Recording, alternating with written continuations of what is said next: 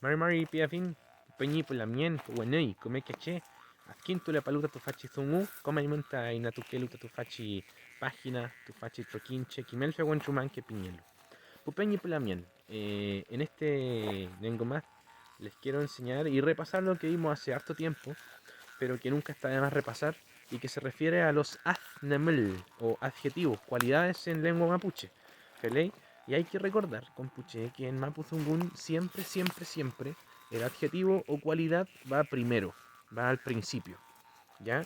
Entonces, si quiero decir, por ejemplo, perro chico, yo voy a decir pichi tregua,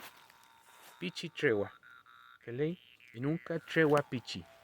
Si quiero decir perro bueno, voy a decir entonces kme tregua, ¿feley? Recordemos entonces algunos adjetivos, ¿cierto? Para hacer este ejercicio, para que sigan este video, pero ya deberían saber bastantes. Entonces tenemos pichi, pequeño, tenemos fucha, grande, también puede ser viejo, pero en este caso dejémoslo grande. Tenemos también kme, bueno, buena, y hueza, malo, mala.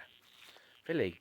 Entonces con esto yo puedo decir pichi tregua, perro chico.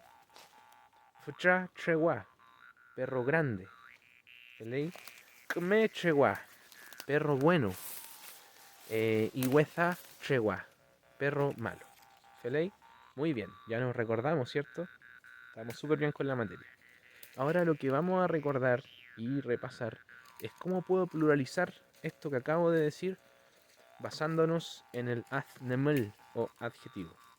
Y nosotros le vamos a agregar esta partícula, que, tal cual, pero al adjetivo, y se va a pluralizar. Entonces, pichichegua era perro chico, ahora voy a decir pichique tregua, perros chicos o perritos. Asimismo, fuchaque tregua, perros grandes. Lo que pluraliza es el que, ¿ya? Ahora voy a decir kmeke tregua, perros buenos.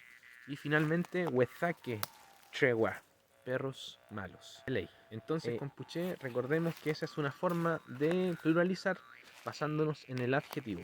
Esta partícula no puede ir sola, no se puede ocupar solita, tiene que sí o sí ir con un adjetivo o cualidad.